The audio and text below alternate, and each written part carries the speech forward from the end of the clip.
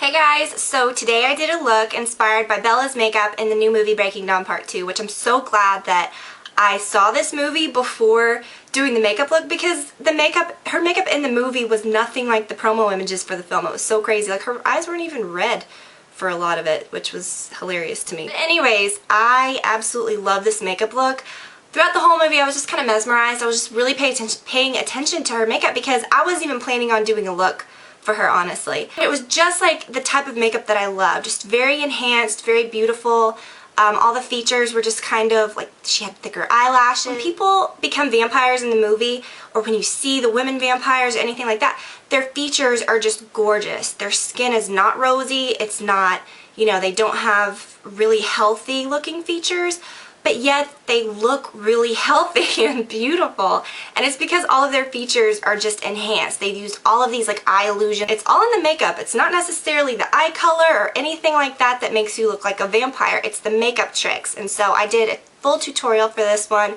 Foundation, eyes, everything, and I love it so much. The makeup artist for the film had just done all the tricks that make your eyes look more enhanced, which is exactly what I had in mind when I created my palette, which is what I'm using in this. It's not a review video. If you want to see info on my palette, you can look at the link below, swatches and everything. Now in the movie, Bella wore some variation of this placement throughout the whole entire time. She always had on like thick, soft false lashes. The placement of the eyeshadows were always the same. This was probably as intense as it got throughout the movie, but it was either, you know, it was the same colors but just maybe toned down.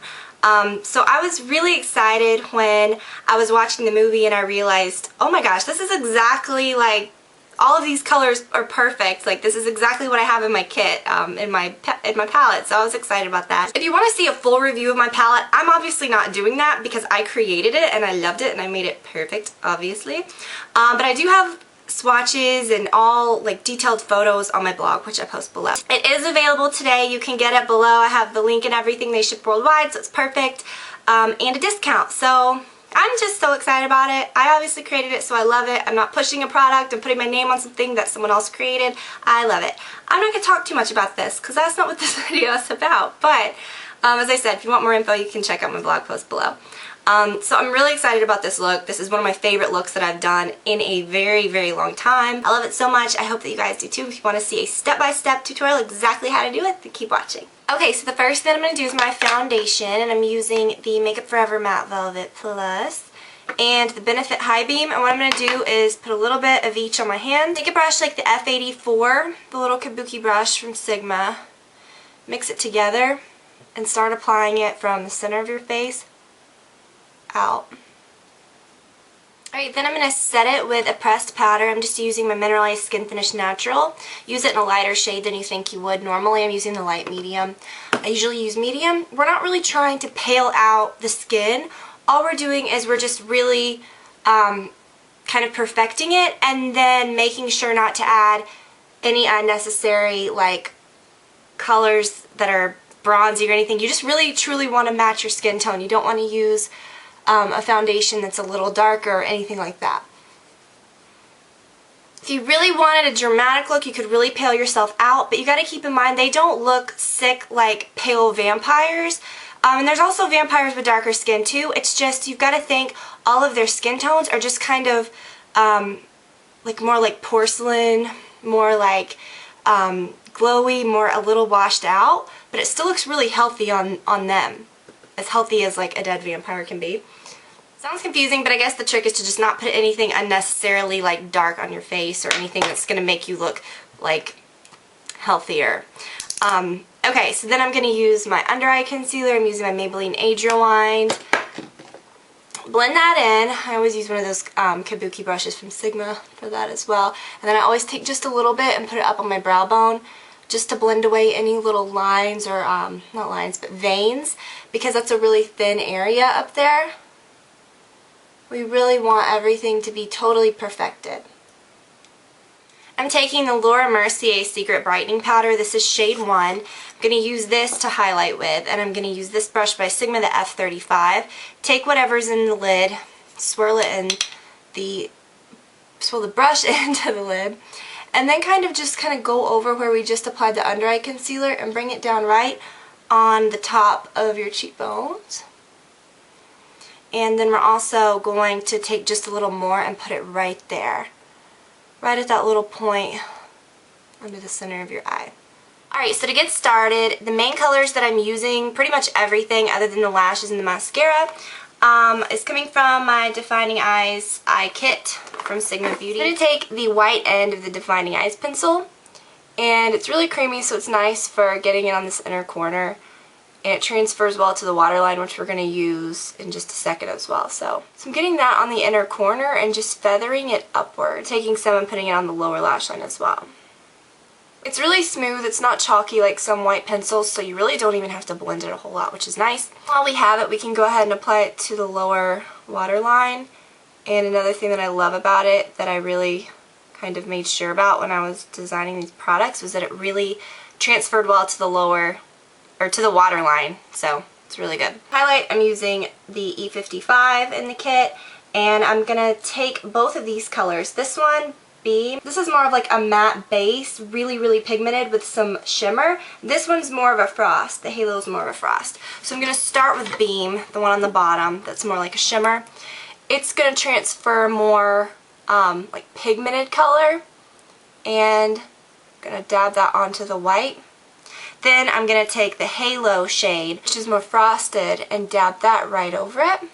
Take that Halo shade again, the more frosted one, and then just stamp it right to that lower lash line and kind of sweep it in.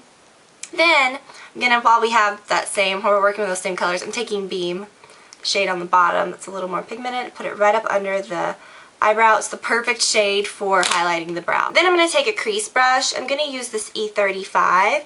I'm going to take this Smoke shade, which is one of my favorite shades. It's kind of like, I call it like a magic color, because you can, it looks like a, kind of like a cool brown.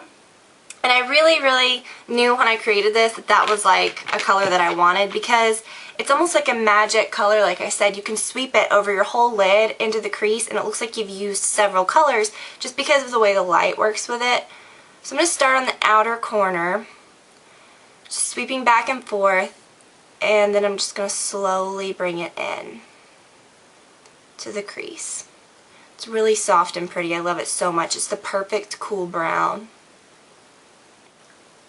Make sure that the color is really blended around the edges. I'm just using an E40 brush for that. To deepen that just a touch, you can take this Fog shade. We definitely don't want to use any dark blacks or anything because she didn't really wear hardly any eyeliner. So I'm just going to apply that to the outer corner. Then I'm going to, on the bottom, on the lower lash line, she definitely had some more warmer browns. So I'm going to use this color called Chestnut. It's a brown with golden shimmer. And it's not going to look too loud and crazy or anything. The shimmer is not going, you know, to look too intense for this. And as I did before, I'm using this E30 brush that is in the palette as well. I want that to be most intense on the outer corner, and you can kind of pull it down a little bit because you want it to be a little thick. Alright, and then before we apply the lashes, we're going to use some mascara on your natural lashes. The main focus of this look in the movie was this bright inner corner and really thick lashes. I'm going to get the glue on the edge of the lashes. I do have false lash tutorials if you want to see anything more in depth. Place the lashes as close to the lash line as possible. And then start placing the edges. Line up the outer edge where you want it to hit. And then you immediately want to start getting this inner corner pressed down. Alright, so just work with them until you get them placed right where they need to be. The glue will dry clear, so no worries on that. It's already starting to dry pretty good. So that's it for Bella's eyes. Make sure that you definitely have that white on the waterline because you want to cover up any sort of pink or anything, which usually makes your eyes look healthy. You definitely don't want it to look like that because they're vampires. Alright, so we're done with the eyes. Keep watching and I'll show you how I completed the look for the lips and the cheeks. Alright, so for your cheeks, if you really want to do some heavy contouring, you can use a really cool brown. Not a bronzer, which is, they're usually on the warmer side. I'm actually going to just use the NARS Madly because I don't want to risk darkening my skin tone at all. So I'm going to use this for blush and for contouring. I'm going to start with this F05 brush and just apply it right up underneath this outer edge of my cheekbones. this isn't going to make me look too flushed or too rosy or anything. And then I'm actually not going to put any color on my actual cheeks. So that is it. Oh, my lips. I didn't even talk about my lips. I did apply this earlier just to see what it looked like, and I really loved it. It is the Revlon Fig Jam Lip Butter, which is the perfect Bella shade. Her lips throughout the movie are kind of like a brownish, like almost orangey tan in some cases. You don't want a lot of pink. You don't, again, want to look too healthy. You want to look healthy vampire. So I guess this is the best alternative. It's shiny, and her lips aren't super shiny throughout the movie, so if you want an alternative that's a little more flat, try the MAC Pro Longwear Lipstick in Sweet Ever After. It's really, really good. The same exact color, just not shiny. So that is it. I hope that you guys enjoyed it and that you'll try this look out. It's really, really easy. If you want to see more swatches and things for my palette, because I didn't want to go into too much depth or turn this into a crazy review video. If you want to see all the swatches and everything and a discount code, all of that goodness, you can check out the link below. They are available today on Sigma Beauty. They ship worldwide, so you can get them no matter where you're at. I will link to that. You can save $6 with the code, and it's really cool. So I hope that you guys enjoyed it and that you'll check out my palette, and I will see y'all very soon. Bye.